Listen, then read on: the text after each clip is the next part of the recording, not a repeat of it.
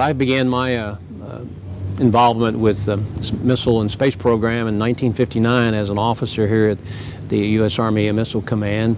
I had an obligation through my ROTC training to come here, and that was my first introduction to the missile world. I worked at the Army Missile Command for several years, and then when NASA was created and the Von Braun rocket team transferred from the Army to NASA, I joined that team.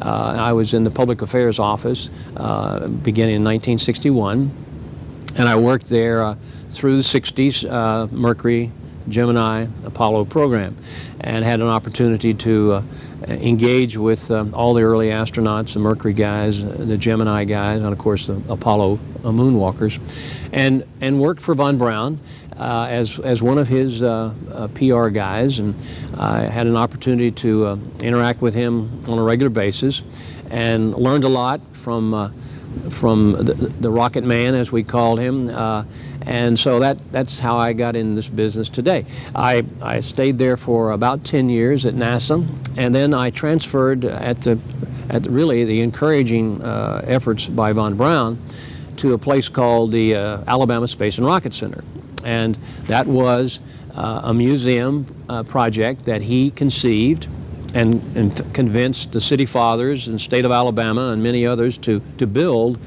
a space exhibition center outside the gate of Redstone Arsenal so that the public could come and see and appreciate our accomplishments and achievements in both the missile and space program. So I left NASA in 1970, opened the Space and Rocket Center, and became a museum director, where I continued to do that job for 26 years. I enjoyed working in that field, and also Space Camp came along in the early 80s, and we opened that, and that was another enjoyable effort to get that started. And Von Braun, by the way, was the visionary who came up with the idea of Space Camp, and I would happen to be the guy on the ground who had a chance to develop it and take it forward. So that's kind of my career up until now, where I now do I do some books. I've written some books. I also lecture on space, and still work with young people and enjoy communicating the space program to others. Space Camp. Tell us about Space Camp. Well, it was the idea that Von Braun came up with one day. We were walking through the rocket park at the Space and Rocket Center, and he enjoyed coming back and touring the center and talking about how to improve it and how to communicate better. And he noticed a group of children, and he asked me, who are they? And I said, well, that's a school group here today, and they'll probably spend the entire day touring the center, and then they'll go home, and this is part of their you might say their lesson plan for the month. And he asked me, he said, do you think they get anything out of this? And I said, oh yes sir, I think they do. I think they enjoy learning about the space program, seeing these big rockets. But I also believe they would love to climb in that spacecraft over there, or slip on a space suit, or maybe snack on space food. And he looked at me and he looked at the children and he said, we have all sorts of camps in this country. We have band camps, we have cheerleading camps, we have tennis camps. Why not a science camp? And that was the beginning of the idea of Space Camp. And for several months, we communicated back and forth about what type of program should we offer, what age bracket should we go after, and the curriculum, what should we present. So we worked on a few ideas. I remember one was day 1, day 2, day 3, day 4, day 5, and each day would have a specialty. First day was, as I remember, rocketry. Second day was astronaut training. Third day was technology. Fourth day was training with rockets and launching rocket models. And then the final day was the mission. And we kicked that back and forth, and he gave me some input. And finally we came up with a program that we opened.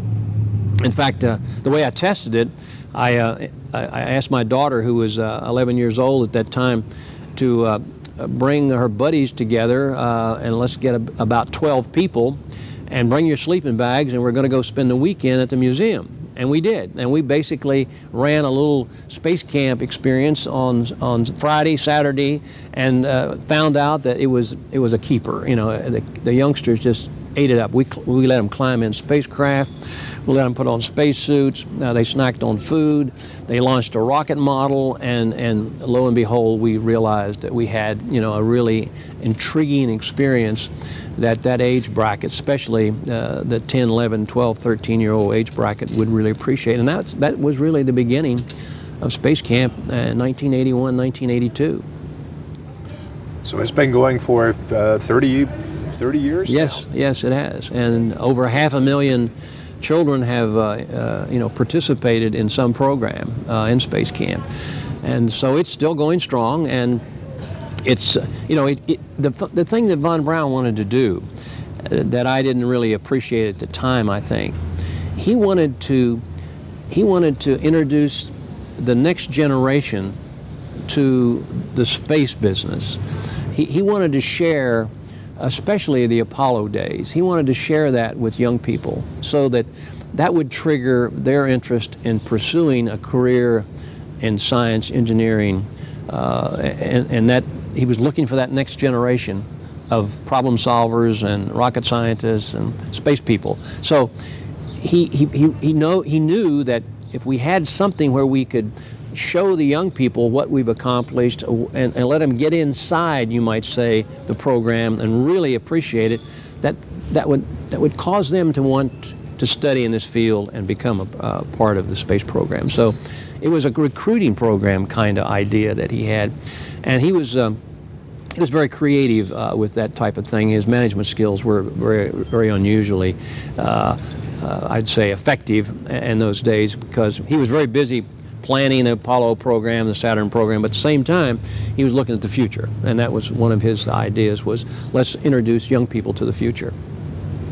One of the youngsters, I remember, I asked him this was after graduation on Friday, and I asked him, I said, well, tell me about Space Camp. What was it like?